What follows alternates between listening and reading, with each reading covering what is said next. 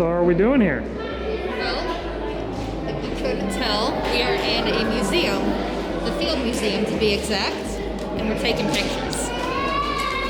Because the Field Museum has a Herrerasaurus, and if you don't follow our social media, you haven't seen the announcement that the next episode is Herrerasaurus. And we live within 3-ish hours of Chicago, and we needed pictures. So we came to Chicago. So we're getting pictures. Excellent. So what's your goal here for all this? Mostly I need a bunch of photos of Herrerasaurus that I didn't take the last time we were here because I'm dumb. And I didn't think, I won't need to see what it looks like in anterior view. I don't know. In like 3 years? Well, I don't know. It's reasonable to assume that I might want to see all of the neck vertebrae. What else are we doing? I mean, I'm just looking at stuff that might be potentially useful to have to illustrate things. Like particularly, it's hard to find anterior view of a skull. It's hard to find like real close in on the wrist or ankle bones. It's kind of hard to find anterior or posterior views of the hip. Mm-hmm. Just any of those hard to find photos that I sometimes need. Might as well try and get them ourselves. Yeah.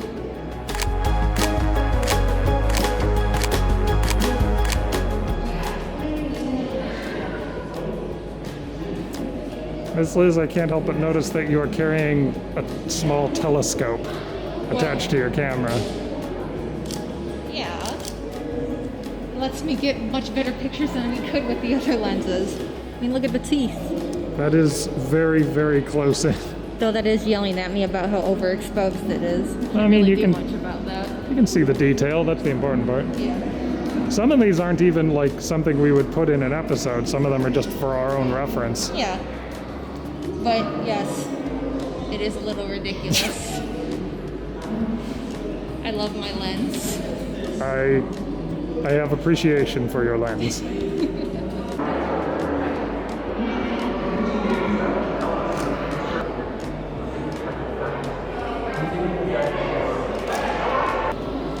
Okay, so since I have a different lens than you, what should I be getting compared to what you're getting?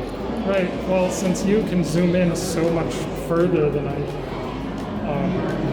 anytime you can look like straight through the animal's rib cage and see its pelvis, that's really useful because it's hard to find angles of that. Okay. Anytime you can get like the finer details of the skull, because you can find a million images that are just the profile view of the skull, but if you can get where the neck is contacting the skull, if you can get, especially like looking down at the skull, looking frontwards at the skull, those are always useful. Okay. Anywhere like the interior of the sacrum, if you can get at it, is useful because you can never get good images of the sacral ribs. Okay. Yeah, you have so much more capability of zooming in than I do, and like with these cameras, the frankly kind of poor lighting in here isn't that much of an issue. Yeah, the lighting is definitely not meant for photographers. It does show off the fossils really nicely. Yes. To eyes, not to lenses.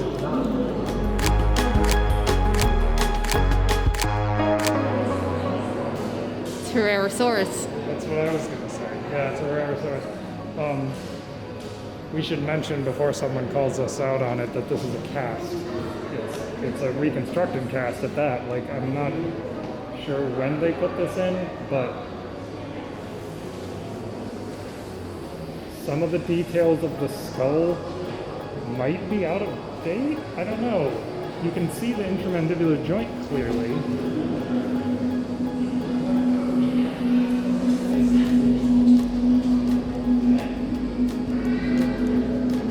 You just wanted that out there? Yeah, I mean, like, the biggest thing that we don't really know for sure is how they've reconstructed the shape of the torso there, where it's pretty wide and the arms are at the sides.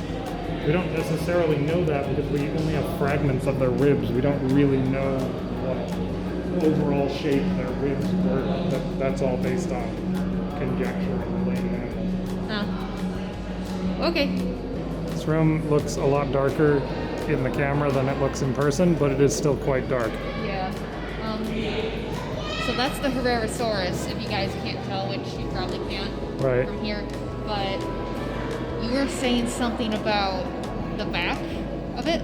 Well, I'd like to get a look at how the neck attaches to the back of the head, because in the papers, they figure the back of the skull and they show you the occiput, but they don't actually show you how the neck bones are attaching there.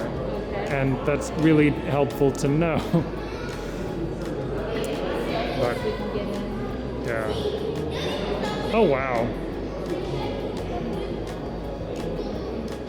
All things are possible with lens. Sometimes I make clever investments in things. A giant lens turns out to be one of them.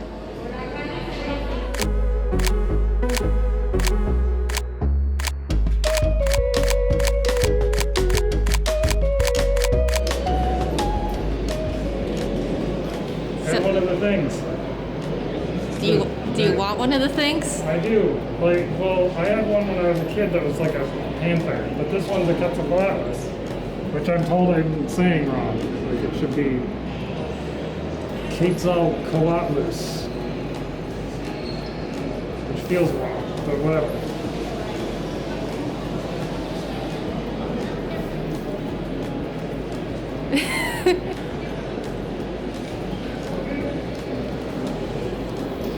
So does it just start automatically? I think so.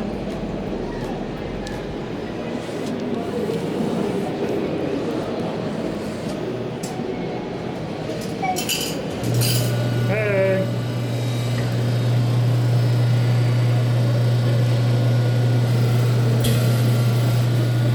It's not a concerning sound at all. It's injection molding, I think, right? Looks like it to me.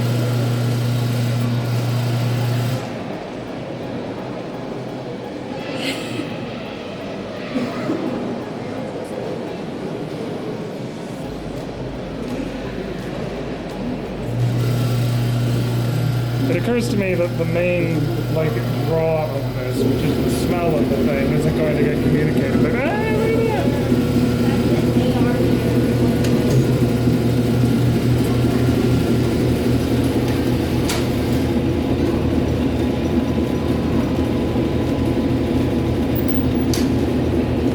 let's hold upside down until cool. It's still quite warm. Wow, still quite warm.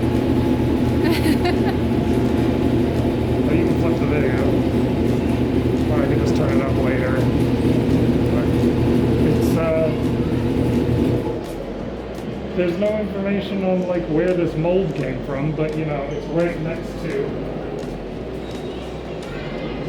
the big one. So I assume these are related. They very cleverly worked the beak into the tip of the wing there to give it some strength. There we go. It didn't want to focus. Yeah. It's a clever mold. Are you happy now? Yeah. That's the smell. That's the smell of learning. Well, it is. I guess it's the smell of souvenirs. Yeah. Occurs to me I have nowhere to put this. We can probably get it in my backpack without it breaking.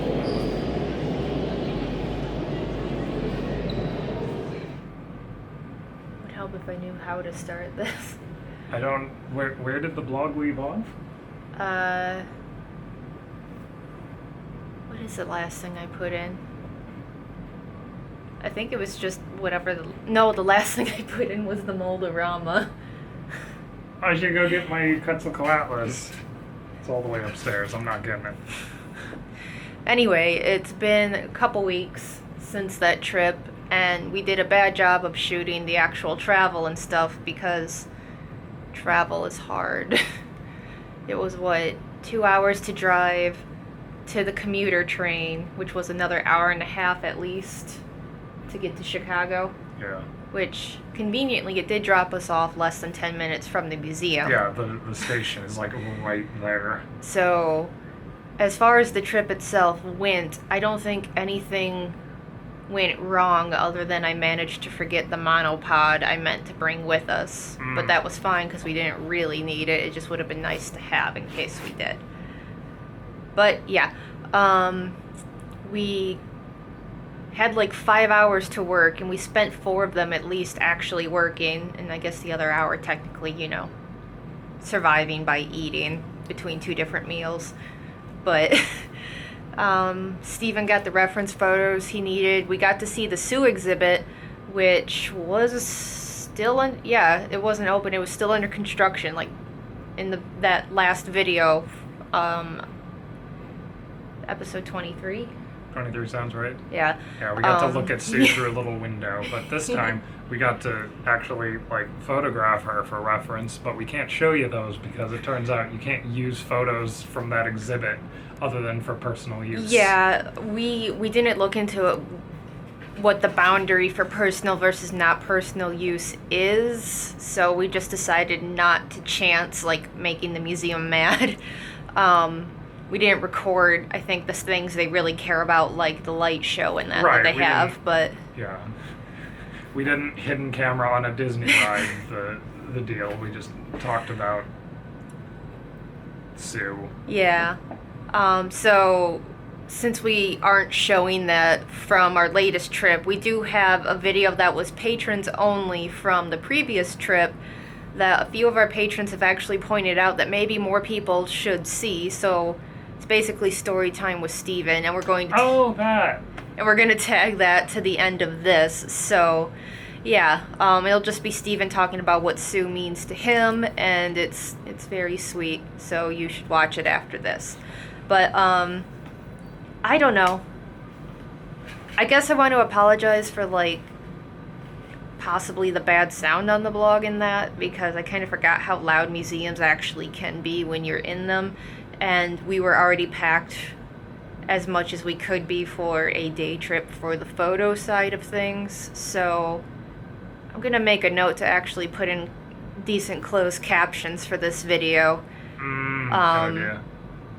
And hopefully that all works out, just in case I haven't really done enough equalization without making us sound like we were talking in a fishbowl or something to be heard.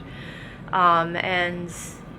yeah, it's been a learning experience because we want to go to more museums to do both photos and video. So now we know to find a way to pack at least a better shotgun mic to mount on our cameras to do that sort of thing. I keep moving the camera closer to my face. I can't remember when we did the first Field Museum video, the proper one. Mm-hmm. Did we mic me? Yeah, you had a lav mic on. Okay. I was trying to remember, because, I feel like the museum was emptier that day, too. No, it was pretty busy, if not busier. Hmm. Those were pre-pandemic times, This is true. Oh, yeah, I wonder if the mask didn't help either. Yeah, that was the other thing I was afraid of. So, I'm going to caption it, which, if you're watching this, you'll see it's captioned. Unless you're watching it early as a patron, then it might not be yet, but this is really beside the point. All that to say, we learned a lot about packing for trips like this, and if we're going to keep doing blog for the next time we do a day trip, we'll bring better mics and stuff. But sorry in the meantime. But yeah, all in all, it was a pretty good trip considering it was, I guess, 7 at least hours of traveling to get there and back, and only having 5 hours to work. In terms of number of hours put in, we got a bunch of photos that I do need for the episodes, so... Yeah, and stuff that'll be useful when you make offhand comments comparing to certain birds and stuff. Though it was funny that we couldn't find the tuatara. Do you want to talk about that? Well, what was it? So I mentioned tuataras in the current episode because they're a relative of this other reptile that lived alongside Herrerasaurus. And it occurs to me that a lot of people might not know what a tuatara is. FMNH has a taxidermied tuatara, but it wasn't in with the reptiles. They had removed it, and it turns out they had moved it specifically to this little side exhibit they have dedicated to the dude who did a lot of the taxidermy for the animals that they have on display there. Mm-hmm. But you can't take photographs in that little side exhibit. Yeah. So we went into it because it was interesting to us, and it's like, oh, there's the Tuatara, where it does us no good. Yeah, so... I don't begrudge them this. It's their Tuatara, arguably. And I'm sure we can find a picture that we can use. It was just funny that we were like, oh, there's a Tuatara, and then there's no Tuatara. oh, and then there it is. Well, we can't do anything about that. So, yeah, that was pretty much the day. It was... We one, didn't account for the difference in time between Central and Eastern, and two, didn't realize like how long 5 hours is on your feet. So we were very rough by the end because it was an hour after either of us usually eats. Yeah, did find a good breakfast place that I can't remember the name of though, which was more lunch for us, but still. But yeah, as far as anything else goes, I just want to thank the patrons and anyone who buys stuff on Etsy, because you made us being able to do this sort of thing to make the videos better possible. This time last year we wouldn't have had the money for it, so this has been really cool, and we look forward to being able to do more stuff like this to keep making the productions better. And we do have some new stuff up and coming, but I think I will save that for another blog in the very near future, because I think the video as it is already like 20 minutes plus long, and that's pretty long for, like, I don't know, what amounts to a lifestyle blog, I guess. Kind of, I guess. I like how you're ominously looking off to the side here. Yeah. That's just what I do when I'm trying to think as I talk. Oh, I thought you were looking at the things that you're thinking about mentioning, because they're right there. True. But yeah, that was the trip, and thank you for all of your help in making it possible. And we'll have more updates and at least one mailbag soon while we keep working on Herrerasaurus, which is already well into the animation phase. And now here's story time with Steven. So we got to shoot at the Field Museum. That's exciting. I don't know if I've shared this, but Field Museum was my favorite place to go when I was a kid, which is not something you'd expect considering I only got to go here twice. When my family lived in Lamont, Illinois, we would have field trips occasionally to come here. In second grade, we had a field trip, and I think that must have been our only field trip that year, because I was under the mistaken assumption that it's called a field trip because you'd go to the Field Museum. So that was fun. But the first time I was here, they still had... No, both times I was here. Both times I was here, they had the Brachiosaurus in the main hall.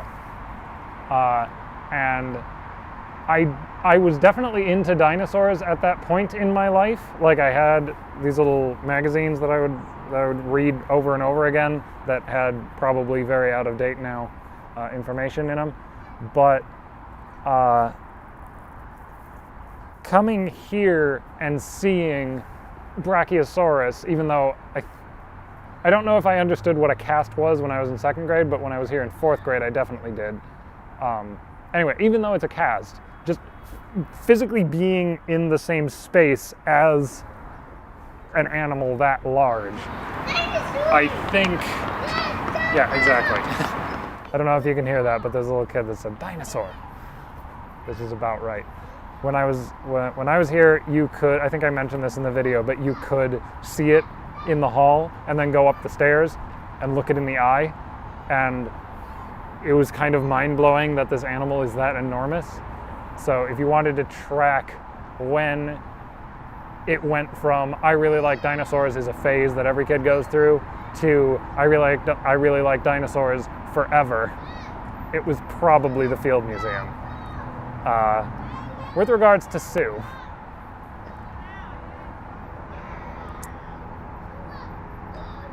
when I came here in 4th grade. I believe it was 4th grade because once we moved to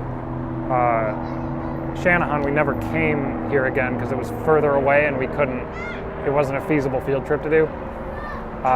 And my parents were never willing to take us, probably with good reason, because this is a very large building to lose 3 very energetic children in.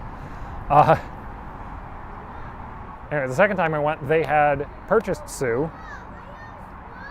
The specimen was here. They were working on it.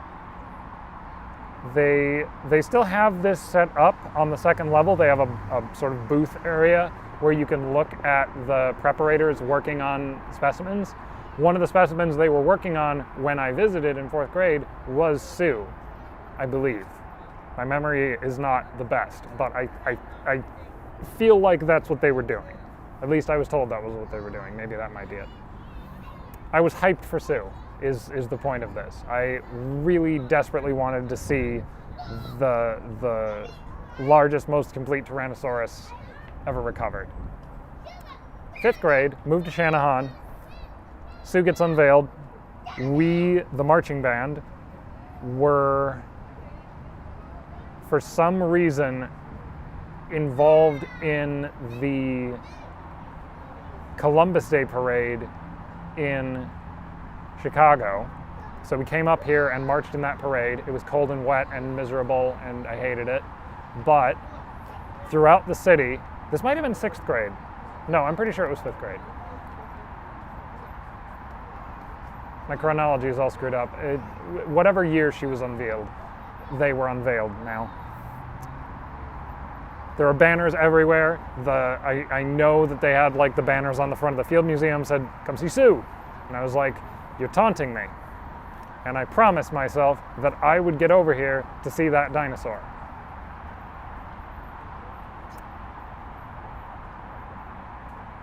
Freshman year of college, I finally made it here for like an hour. I didn't get to see anything else. Like there was one exhibit that I think was dinosaurs from East Asia, which was awesome. That was here at the time. But the main thing I came here for, I didn't have much time because I came to the city with my sister who can't be on time for anything. So of course we were in a hurry. But I got to stand there and just take in the giant Tyrannosaurus. And it was great.